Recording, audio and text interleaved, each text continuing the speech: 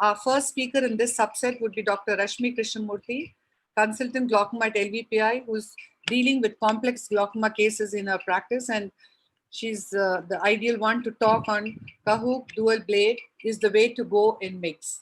On to you, Dr. Rashmi. Can you unmute yourself? Yes. Can you see my slides? Yeah, yes. Yeah, at the outset, I would like to thank AIOS and Dr. Chitra for giving me this opportunity.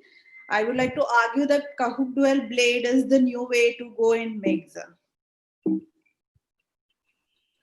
So conventional filtration surgeries that we are doing, like trabeculectomy and glaucoma drainage devices are definitely effective in IOP reduction, but they are associated with unfavorable safety profile. If we come to TRAB, the bleb-related complications and the serious sight-threatening complications, and if we come to implants, tube and plate exposures and implant-related and hypertensive phase and failed implants-related problems. So can we really avoid these complications? So minimally invasive glaucoma surgeries described in 2012, which are ab interno approach, have some things in common, like which is already described earlier, minimal trauma to the tissue, faster operating time, high safety profile, rapid recovery with minimal detrimental impact on the quality of life with modest efficacy. Along with that, there is conjunctiva and scleral sparing surgeries. They, for the future filtration surgeries, they help no bleb or hypertony or sight-threatening complication, reduces the dependence on anti-glaucoma medication, and because in open-angle glaucoma, the trabecular meshwork is the site of outflow resistance, this targets at that. So today I am talking about the Schlemm's canal opening procedures. Mainly the debate is on KDB versus GAT. So KDB is based on the goniotomy procedure that was described at Barkan very early. And this actually has a dual blade, a sharp tip and a ramp. Once the sharp tip inserts or pierces the trabecular meshwork, ramp lifts the strip and the dual blade cuts the lifted strip. So the above is the steps animated video that is there in New World Medical website. After the phacoemulsification, the microscope angle is changed to 45 degrees. And then after filling the anterior chamber with visco, on the cornea and undersurface of the gonio lens, the eyeball is moved inferiorly or the opposite angle. If you're doing temporal phaco, the patient is asked to move nasally. So once the trabecular meshwork is visualized, KDB blade is introduced, and then the goniotomy is proceeded. The tip first pierces the trabecular meshwork, and then the ramp lifts and the dual blade cuts or excises the trabecular meshwork.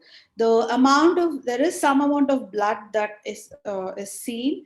That is a good sign that we are at the correct position, and care should be taken that we visualize the angle at all the time, and residual strips of trabecular meshwork are removed with a Utratus forceps, which is confirmed with a gonio mirror also.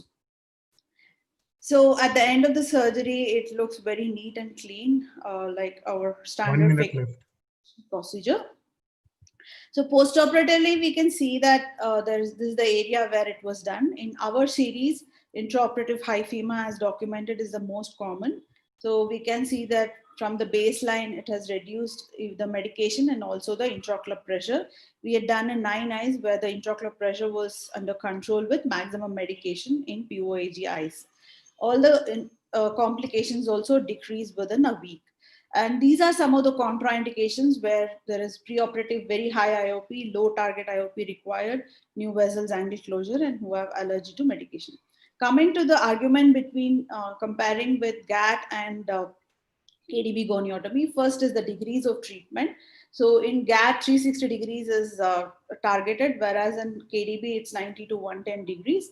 So this is a direct comparative study between KDB and GAT, where the intraocular pressure reduction and the medication reduction is not statistically significant, but they conclude that more eyes undergoing KDB achieved a target of less than 18 and less than 15. So a full 360 degree TM procedure may not be necessary to achieve maximal efficacy.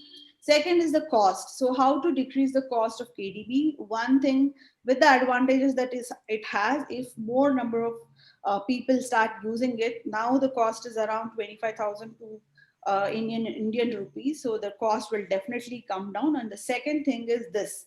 This is the needle, like already described. So first time I saw this, I have to thank Dr. Swati, Dr. Pawan, and Dr. Venkatesh from Arvind Group. This I saw as a winner video last year, the ASCRS, where the tip of the 25 gauge needle is bent, and definitely the cost of it is not to be even thought of. The third thing is the complications. The studies have shown that there is not much difference between the two, though in the GATT procedure, the percentage of eyes which had a steroid-induced spike and a hyphema were more, but they were resolved medically. Then the last thing is the learning curve. Those of us who are doing a conventional goniotomy with a needle or an MVR blade in childhood glaucomas, I think this should not be a difficult procedure at all. And it is very easy to learn. And definitely, as we are seeing whatever we are doing, it should not be a problem. So it has a faster learning curve because of the good visibility. Though once GATT is learned, it is definitely proven to be effective, but it has a steeper learning curve. So mix definitely is promising, and we are going to use them increasingly in future. What we have to really think about is how much the IOP decreases and how long it works, what's the cost of it, is it available to us, and how easy it is to learn. So thank you. Thanks for the opportunity. Thank you very much, Dr. Rashmi. You gave a good punch.